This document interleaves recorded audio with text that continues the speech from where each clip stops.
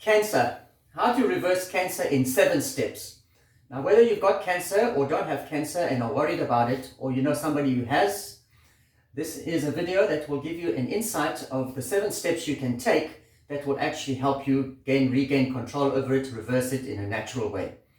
Now, you've probably heard with cancer, you've got many people come with many types of therapies or certain products. They say this will help with cancer, this will help with cancer.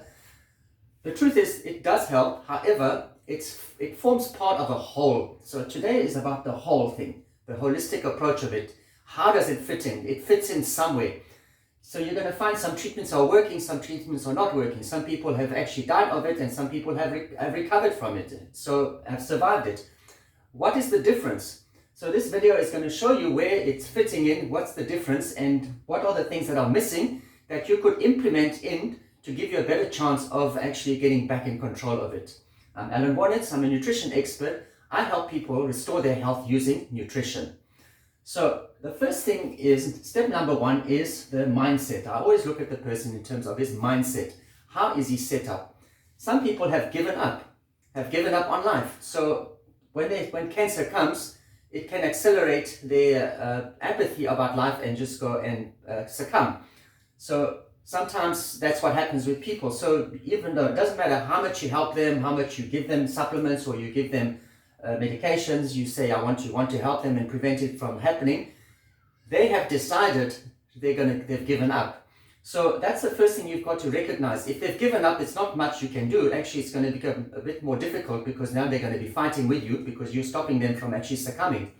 That's the truth of it.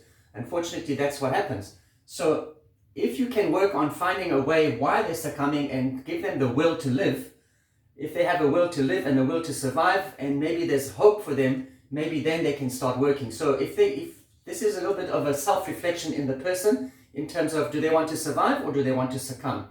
And if they can change their mindset and decide they want to survive and gives them hope, then you can get to the next steps of this program that I'm giving you. Otherwise, it becomes very hard for these steps. So you have to go onto mindset first to see that they want to survive. Once that's in place, then you can do the rest. If that's not in place, you can do as much as you want here. It's not going to happen, and the person's going to actually succumb from it. So number 2, the onset. How does the cancer starts? What is the environment that is necessary for cancer to grow? Because cancer can't grow in an environment. It can't grow in a certain environment. It grows. So if it's growing and multiplying, that means the environment has been given to the cancer for it to be able to grow, multiply, proliferate. So these are the things there's 4 things in the environment.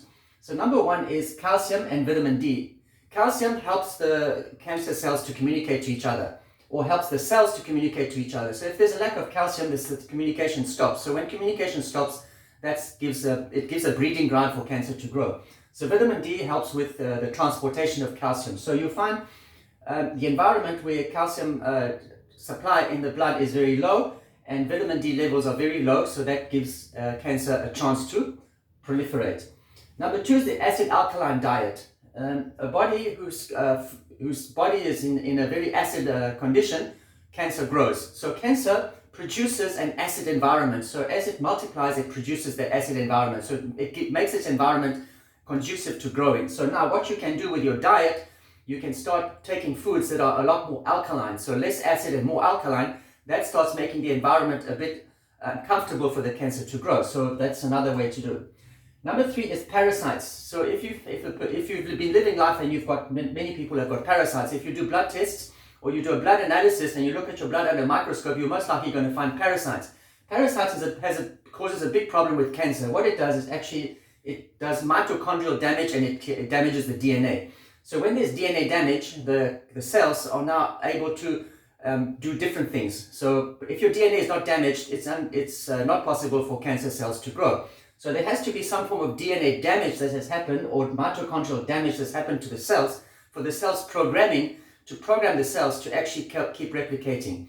Because a cell is normally made to live and then to die naturally. So that dying naturally process is actually stopped. So that's how cancer cells can grow. So if you have to do some form of parasite cleanse and remove all the parasites in the body and do a DNA repair, there's the way of doing a DNA repair as well, which I can give you. I'd actually offer a 30-minute free consultation. So all these things I will talk about. So I'm not giving you too much details about it, but I'm just giving you an idea of what happens or what you can do or what to look for so that you can actually reduce the possibility of cancer growing and stopping it. And then inflammations and old injuries. So living through life, one has had many inflammations, one has had many injuries and has had accidents, operations. And when these old injuries and inflammations have not recovered, have not been fixed up, cancer will actually go and be attracted to these areas. So you need to find ways of removing inflammations. There's ways of actually removing inflammations in the body with nutrition. There's ways of actually helping with old injuries to help the injuries recover and rebuild themselves. Doesn't matter what your age is. I cover these things in my health consultation because it's all based on your needs and what has happened. So these are the 4 things that creates the environment and the onset for cancer to start. So if you're healthy, make sure that these things are in place so that there will be no onset of cancer. If there is cancer, these are the 4 things. Create an environment where it's difficult for the cancer to grow. Now, number 3 is growth and propagation. So now for cancer to grow, it needs fuel. It's like a car. A car doesn't go without fuel, so it needs fuel. So there's 4 types of fuel that cancer cells need, that they actually utilize. So if you starve the cancer from sugar, from glucose, it will go for glutamine, which is an amino acid, or goes for arginine, which is an amino acid, or goes for ketones. So if you're on a ketogenic diet, or if you're fasting and the body is providing ketones, no sugar, no glutamine, no arginine, the cancer can actually go and use ketones for its energy. So it's very clever and it's in high survival mode, the cancer, to actually grow. So these are the 4 sources of fuel that the cancer cells need. So if you're taking sugar, in other words, you're taking pastries, you're taking bread, you're drinking cool drinks which have got sugar in it and fruits that have got sugar, then cancer is very happy and it will keep growing. So it doesn't matter what the environment is, if you give it fuel, it will grow. So otherwise, if it doesn't give sugar, it will go for glutamine, for arginine and ketones. So what needs to happen when you've cut out the sugar and now it's going for glutamine and arginine, you need to have what is called inhibitors. There are natural inhibitors or even medications which are inhibitors, which stop the cancer using those fuel sources. So you need glutamine and arginine for the body to grow, but you can block the cancer cell from utilizing them. They are blockers. So one of them for glutamine and arginine, there's a medical one called DON, D-O-N, which is an inhibitor. For ketones, it's called a Scott inhibitor. But there are natural herbal stuff which actually do the same job. So I cover these things in my consultation. I'll give that list to you because I'm not going to give this in this video, because otherwise it's going to make it too long. But just let you know, there's going to be more videos on each one, which gives the details of all of these things. So for now, it's just like a summary of what you can look for. So fuel, so that's how it grows. Second one that makes it grow is called estrogen dominance. So what happens with estrogen dominance is like when you've got, if you've got obesity, the body has got so much fat that fat turns into estrogen. So estrogen has got a capacity to actually create fibroids, breast tissues, and cervix and prostate enlargement. So that's done with estrogen. So if there's too much estrogen and the estrogen is not blocked, that's what happens. So that is also, so breast cancer and cervix and fibroids are all these things based from estrogen dominance. In other words, the balance of estrogen and progesterone is not in balance. And also there is a hormone, there's an enzyme called aromatase, which actually converts testosterone into estrogen. So it creates all this havoc in this. So that's another way of cancer cells of proliferating and growing. Also, you've got pesticides, insecticides, which are estrogen and endocrine disruptors. Like, for example, in GMO soy foods, those are things that actually also help with the estrogen dominance. So we need to have estrogen blockers. So it's called aromatase is the enzyme. You need to have aromatase blockers that blocks that so that the estrogen does not dominate the body. So also there you've got natural herbs that actually help with that. And then you've got the structure and the exposure of the cancer cells. So the cancer cells have got a structure. They are built of something. So you need to find ways of preventing the construction of the cells. So you've got to find a way of exposing it as well. So one way of exposing it is you can use vitamin B17, which is called laetrile. Cancer cells have got a coating which prevents the immune system from attacking it. It repels it. B17 it opens up, that removes that coating, or pancreatic enzymes together with B17 removes the coating of the cancer cell and exposes it for the immune system to attack it. Now, you can also, to expose it, what is chemo used and what is radiation used is used to actually go and destroy the cancer cells. What it does, it creates called an ROS, reactive oxidative system, ROS. So it creates an oxidative thing which the cancer cells are very weak on. So that's how chemo and radiation works. But the problem with chemo and radiation is very toxic. It's got a lot of side effects. Another alternative for that is ozone and intravenous vitamin C. High doses of vitamin C, up to 25 grams of vitamin C intravenous. And ozone creates the same effect as chemo and radiation and has got far less side effects. This one is a lot safer than this one. So either way you go. So if you've had chemo and radiation and there's been a lot of damage in the body, a lot of heavy metals have come because they use heavy metals in ozone. So you're going to have to do some repair and some cleanup and detoxification happening as well. If you haven't and you're taking ozone, there's less need for that. So that's on the growth and propagation and how to stop it. Now, the cancer cell also can move. So how do you stop the movement? So how you stop the movement is with collagen and lysine. Lysine and collagen, lysine actually builds collagen. Lysine with vitamin C builds collagen and builds a matrix, so like a scaffolding. It makes the scaffolding so strong that the cancer cells cannot move, so it stays where it is. So when you can keep the cancer cells localized, then you can use the chemo, radiation, or ozone and vitamin C to go and attack it. And you've got an environment which stops it from growing as well. So you need to stop the movement so it doesn't move from one cell to the next, it doesn't move from one organ to the next. And then you've got to build up your immune system.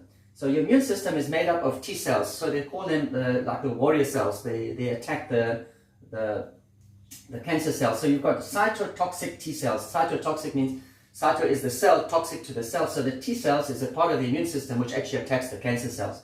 So I spoke about vitamin B17 and pancreatic enzymes which exposes the cancer cells, and then you can get the T cells now to go and attack it. And how do you make the T cells work well and activate it is with vitamin D and vitamin C. So you have to. That's why vitamin D and vitamin C are absolutely important in cancer treatment. One for the structure, ozone and vitamin C. Vitamin D here for the calcium acid alkaline diet. Also for the movement as well, for the production of collagen. So you've got that. So high doses of that is necessary. Then you've got step number 6 is the anti-inflammatories and antioxidants. As I said before, the cancer is attracted to inflammations and old injuries, so you need to create anti-inflammatories. Anti-inflammatory is done naturally with vitamin C, B5, B complex and omega-3. So you produce that, and then that starts helping with the inflammations. There's other ways of actually activating the anti-inflammatories, which I give in my health consultations. Antioxidants. So you've got glutathione, which is a liver. You have to get your liver in order, so it produces glutathione. Vitamin A, D, and E, these are all antioxidants. So when there's oxidation happening here, you don't do any antioxidants here. So you allow this to happen for the oxidation to go and attack the cancer cells. When that is stopped, then you can go and do the repair of the damage. Antioxidants is damage repair. In other words, it removes all the oxidative products that actually can create damage to the cells. So when this is done, chemo, radiation or ozone therapy, no antioxidants. So that mustn't be done together, because if you do chemo, radiation, ozone and you do antioxidants as well, it counteracts it. So the cancer cells can keep growing. So this is where it's like a bit tricky as to how these things work. And then the last one is called autophagy. It's done with intermittent fasting, keto diet and long-term fasting, where the body eats its own damaged proteins. So cancer cells are a form of damaged proteins. They're not natural. So autophagy does this. The autophagy happens when you have to do long-term fasting, where you don't eat for 3 or 4 days, or some people have gone for 20 days without eating. And what happens is it starves the cancer cells and the body goes and eats it up. So that's one way of doing it. So these are the 7 steps for you to look at, to consider. And if you put all this in place, you have a better chance of actually preventing cancer or removing it or reversing it or never having it. So this is your chance. So I'm not saying that you must stop any of the treatments, but at least you understand your options of treatment. This is how it works and what you can do about it, and then take action to actually get yourself recovered. I thank you for listening. So remember, I've got a 30-minute health consultation. You can book the session. The link is provided. You click on the link and you book a time. We meet. I go over these things and I go into more details because it's a one-on-one. It's a personal thing. I don't know what your problem is, and I'm going to look at step 1 to 7 and see how you can implement each one of them. Give you a map and a diet program, and from there take it and see. And I work together with you. And with the map, it gives you direction towards your destination. I would assume your destination is to be cancer-free, so I work with you on that, and then we take it from there, and that gives you a better chance of actually surviving it or helping another person survive it and save a person's life. Thank you for listening, and I look forward to meeting you and working with you.